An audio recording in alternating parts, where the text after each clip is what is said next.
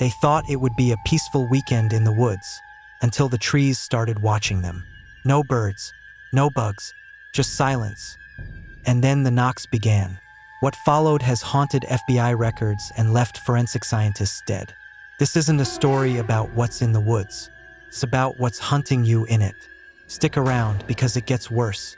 A few minutes past 6 p.m. on October 18, 1991, Derek Whitman and Alana Crestwood pulled up to a rusted gate deep in the Appalachian foothills of Virginia. The sun, now a dull orange disk bleeding into the horizon, filtered through a forest so thick it seemed to lean in around them. They had planned this trip for months. A quiet weekend getaway in the woods, far from their high-stress jobs in Washington, D.C. Derek, a wildlife photographer with a taste for remote silence, and Alana, a criminal profiler for the FBI, found comfort in the idea of leaving civilization behind. But the forest they entered that evening was not waiting to offer peace. They parked Derek's Ford Bronco just past the gate and grabbed their gear. The cabin was another 40 minutes hike through old logging trails and overgrown brambles. Alana noted how unusually quiet it was. Not just the lack of people, but the complete absence of birdsong. No crickets, no crows. That's not normal, she said.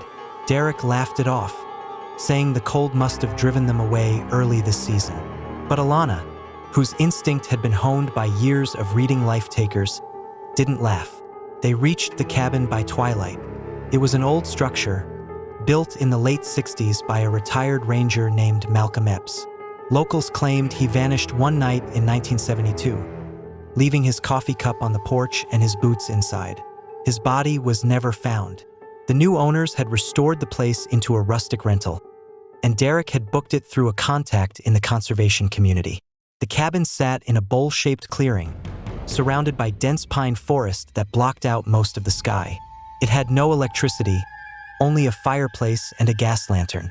The two settled in quickly, tired from the trip and eager to relax. By 9 p.m., Derek stepped outside to photograph the stars. He was adjusting the exposure on his Canon when he heard it, whistling. Not a melody, not human sounding, just a low, breathy whistle that rose and fell with a rhythm too deliberate to be the wind. He turned toward the trees and saw nothing. He listened again. Silence. When he returned inside, he didn't mention it to Alana. But Alana hadn't been sleeping. She was sitting at the foot of their bed, staring at the window. When Derek asked what was wrong, she said, "There's someone in the woods. I don't know how I know, but they're watching the cabin." Derek chuckled nervously. "Maybe it's just a fox or deer." Alana didn't respond. The next morning, Derek went to retrieve his trail camera from a tree about 60 yards away. He had mounted it the night before to capture wildlife. When he got there, he found the strap shredded and the camera gone. Only the metal bracket remained, twisted and bent as if wrenched by a machine. He scanned the ground and saw large, five-toed footprints in the soft earth. He bent down and placed his hand beside one. It dwarfed him, at least 17 inches long, wide, and deep. Whatever made them was heavy. He took photos with his phone, then backed away, unnerved. When he returned, Alana was sitting on the porch with her service fire weapon on her lap. "I heard movement out there. Big movement," she said. Derek showed her the pictures. She didn't say a word, only nodded. They decided to leave the area by nightfall, but by the time they had packed, the fog had rolled in. It was thick, unnatural, and blinding. Derek had grown up hiking in the Rockies and never seen fog behave like this. It didn't drift. It crawled, hugging the trees and swirling around their ankles. Visibility dropped to less than 10 feet. There was no safe way to hike back to the car without risking a fall or losing the trail. Reluctantly, they decided to spend one more night. That decision nearly cost them their lives. At 1:47 a.m., the cabin shook violently, as if a truck had rammed into it. Alana sprang from bed, fire weapon in hand. Derek grabbed the hunting fire weapon by the door. They heard scraping along the roof, slow, deliberate scraping, as though claws were being dragged across the shingles. Then a heavy thud and silence. Derek inched toward the window and tried to peek out, but it was too dark. The lantern cast long shadows inside the cabin, and they seemed to shift unnaturally. Then came the knock. 3 slow, hard knocks on the door. Neither of them moved. Then the handle turned. It rattled once, then again, harder. Alana whispered, "No one knows we're here." And then something slammed against the wall just beneath the window. A sound like a guttural moan followed, low and vibrating, deeper than any animal either of them had ever heard. Derek raised the fire weapon and stepped to the side of the door. Alana raised her fire weapon. Then the wood above the fireplace cracked. A long, hairy arm reached through a fresh hole in the roof and began fumbling for something inside. Derek screamed and fired at the ceiling. The hand jerked back, and something roared. A roar so deep and primal, it felt like it came from the earth itself. Then came more whistles, high-pitched, urgent, and then the stomping. Heavy footfalls began circling the cabin. At least 3, maybe 4 sets, pacing fast. The sound of something brushing against the exterior walls. Then silence again. Alana whispered, "They're surrounding us." Derek asked, "What do they want?" She replied, "I don't think they want anything. I think they're playing with us." At dawn, the fog lifted like a curtain. They waited until they were sure the forest was silent before opening the door. The cabin's walls were covered in slashes, deep, deliberate gouges. On the ground, dozens of stones had been piled into strange arrangements.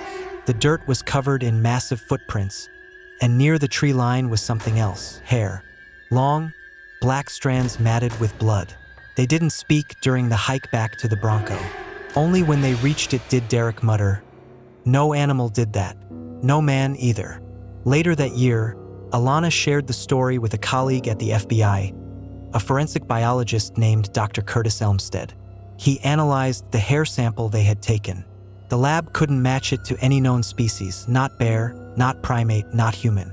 The DNA came back as unknown primate. But Dr. Curtis Elmstead was found dead 3 weeks later, his body discovered in a river 5 miles downstream from his lab. The coroner listed the cause as accidental drowning. The file was sealed. Derek and Alana never spoke publicly about the incident again. But their story is not unique. In 2006, 3 teenagers, Maria Geller, Tristan Boyd, and Samantha Felix, disappeared near a wooded area outside Dumas, Arkansas. They were last seen on a camping trip.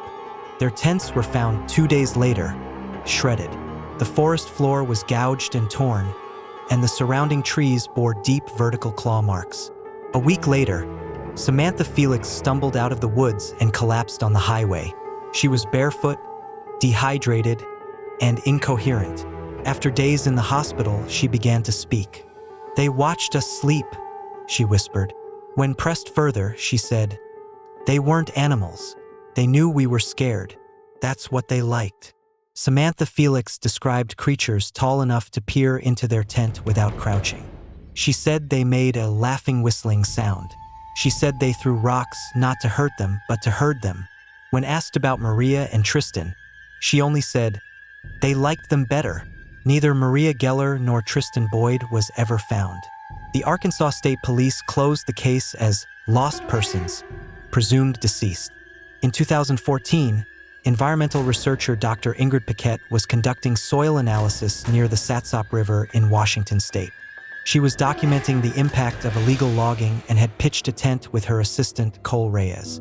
The night of April 22nd, they both reported hearing whoops and hoots similar to great apes. But no apes live in Washington. The next night, Cole Reyes vanished.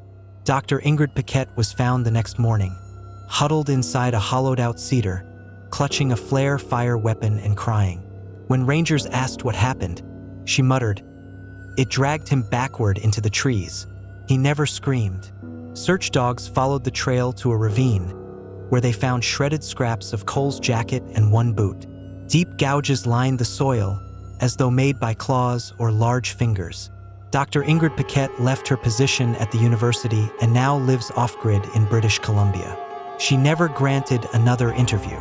In each of these encounters, the elements are eerily consistent. Unnatural silence, whistling, massive humanoid shapes, stone throwing, roof assault, strategic retreat. These are not mindless beasts. They are organized, They use fear as a tool. What attacked these people in the forests was not a creature of instinct. It was a being that calculated terror, that studied patterns, that knew when to strike and when to wait. And worst of all, it knew how to leave no evidence behind but fear. To this day, Derek Whitman refuses to go near any forest deeper than a city park. Alana Crestwood left her position at the Bureau. She now teaches behavioral science at a university under an alias. She says very little, except to warn her students that sometimes patterns don't fit the profile. Sometimes they're older. Sometimes they've been watching longer than we've been alive. And sometimes, when the woods go quiet and the air turns heavy, it's already too late. What do you think is really hiding in the forests? An unknown species, a government cover-up, or something far older than either? Would you spend a night in that cabin after hearing this story? And what would you have done differently? Drop your theories in the comments. Let's see how deep this mystery can go. And don't forget to subscribe, because the next story might just be closer to home than you think.